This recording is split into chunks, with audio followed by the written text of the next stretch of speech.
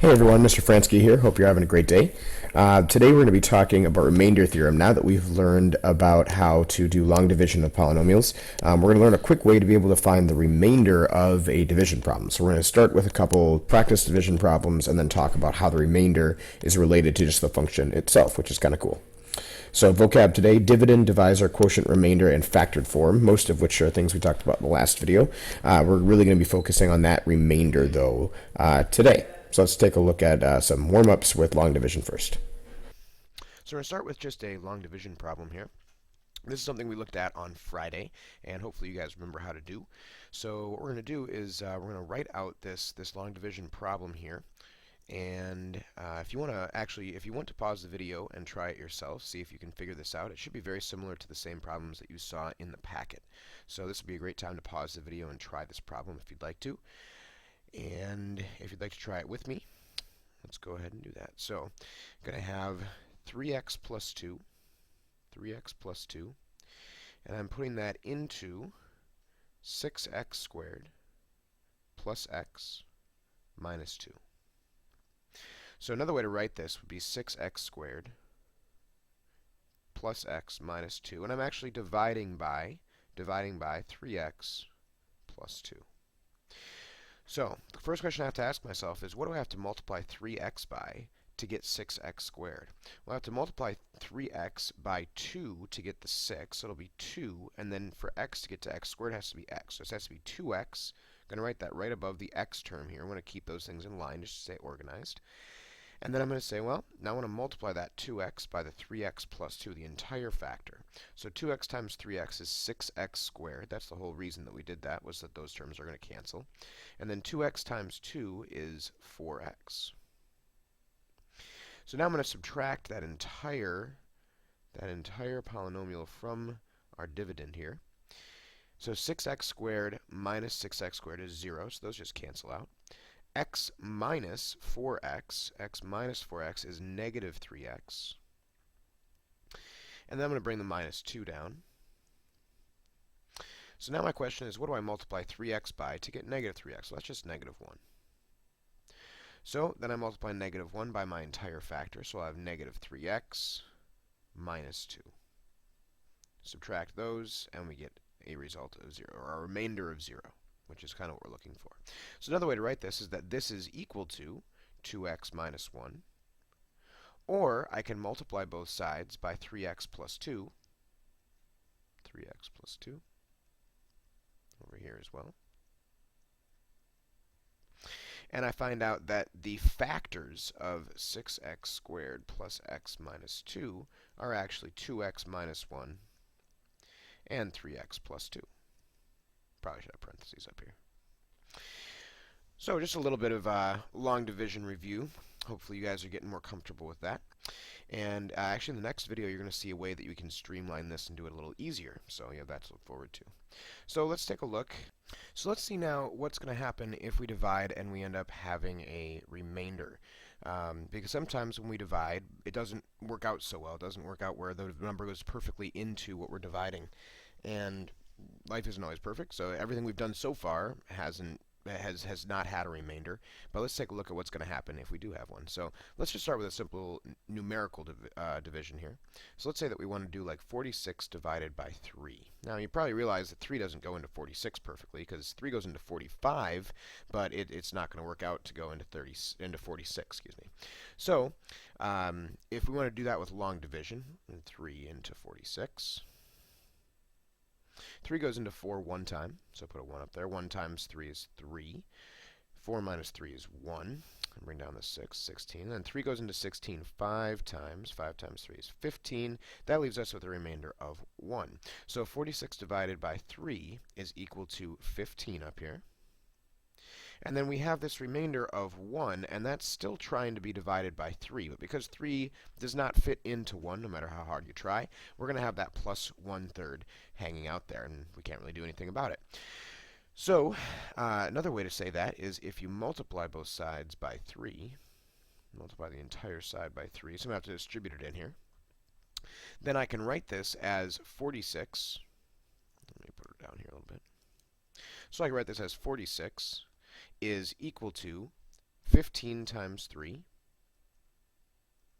15 times 3. And then I'd have plus 1, because those 3's would cancel out on the right there. So 15 times 3, you can think about those kind of as, those are what we're multiplying together. And then we add 1. So if we had a remainder of 0, those would be factors. But they're not factors of 46 because we have this pesky remainder hanging out here. Sometimes that happens with polynomial division as well. So let's see what's going to happen if we give that a shot. Let's maybe do this in green. So I'm going to put x squared plus 2 into, I'm going to go into 3x to the 4th minus 7x cubed. And you might notice now we're missing some terms here. We're missing the x squared term and also the linear x term. So I'm going to put in some zeros just because I want to stay organized. And I'll be able to line up all of my values with the appropriate powers. So I'm going to have 0x squared. And I'm going to have 0x. And then I'll have that plus 5 at the end. Extend that line a little bit. So let's see here. X squared into 3x to the 4th. Well, I'm going to need a 3 because I don't have any number out there. So 3, and then it looks like x squared to x to the 4th. I'd have to multiply by x squared. So I need 3x squared here. 3x squared times x squared is going to be 3x to the 4th. 3x squared times 2 is going to be 6x squared. So it's a good thing I have that 0x squared there because I want to make sure I stay lined up here. Now I'm going to subtract that entire polynomial from the top one. The 3x to the 4ths go away. Wonderful. Then 0 minus 6x squared is going to be a negative 6x squared. And then this negative 7x cubed has to come along for the ride.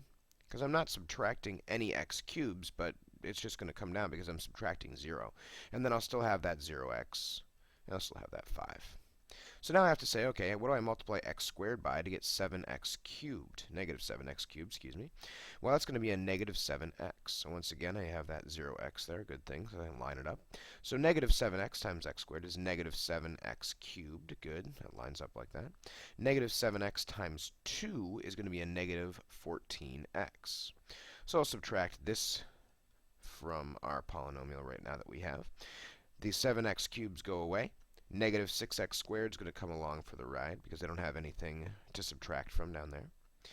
And then 0 minus a negative 14x is going to be a positive 14x because we're subtracting a negative. Remember, we're always subtracting in our long division here.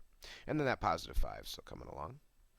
So now to get from x squared to negative 6x squared, I need a negative 6 here. So negative 6x squared. Negative 6x squared. Negative 6 times 2 is negative 12. So I'll have a negative 12 here. So if I subtract that, the negative 6x squareds go away. We have a 14x, and then 5 minus negative 12 is a positive 17. So now I can't get x squared into 14x. It's kind of like over here. I have this 3, and I can't squeeze it into that 1. I can't get x squared to go into 14x, no matter how hard I try. I can't have a polynomial that would get x squared to multiply to be 14x. So this is what's called my remainder. This guy down here is my remainder. Sometimes you'll hear it called r of x because it's a function of x, but it's a remainder, so we use the letter r. So let's see if we can relate these four things. We have our, I just messed these up. I think this is the dividend. We have our divisor. We have our quotient. So usually we call this guy p of x because that's our polynomial. We're dividing by d of x, we usually call this. This guy here is our quotient q of x. So let's see how those are all related now. So I'm going to go jump between slides here a little bit. So let's go to the next slide and let's see what we had there. So we were trying to divide. We were dividing 3x to the 4th minus 7x cubed plus 5. So I'm going to bring that over here. So we have 3x to the 4th minus 7x cubed plus 5. And we were dividing by x squared plus 2. X squared plus 2. And we found out that that's equal to, it's equal to 3x squared minus 7x minus 6. 3x squared minus 7x minus 6. But then we have this remainder, this 14x plus 17. So we have plus 14x plus 17. And that's still divided by, it's still divided by our divisor. So still divided by x squared plus 2. So just like we wrote this over here with the 3, we said, well, we could write it as 15 plus 1, and it's still trying to divide itself by 3. Just like that, our remainder is still trying to divide itself by x squared plus 2, but we can't. We can't do any more because the x squared won't fit into x. So now what we can do is we can multiply both sides by x squared plus 2. So this is like when we multiplied by 3 in the last slide. So well, we can multiply by 3, and it'll come in here and get rid of that 1/3. So when I multiply by x squared plus 2, this entire side I'm going to multiply by x squared plus 2. So what we have now is this will cancel out. And we just have 3x to the 4th minus 7x cubed plus 5 is equal to our 3x squared, this is our quotient, minus 7x minus 6, multiplied by our divisor, x squared plus 2. And then over here, these guys are going to cancel each other out. So I'll just have plus 14x plus 17. So that's my remainder. Just like I had the 1 hanging out down here, I now have my two, you can call them factors, but they're not really factors because we have a remainder. So these two guys are multiplied by each other, and then I have to have that remainder there to make sure that it works out to be my original polynomial. So the way you usually see this written out is p of x is equal to q of x, that's our quotient. That was our result out of our division. We saw that that was what we got.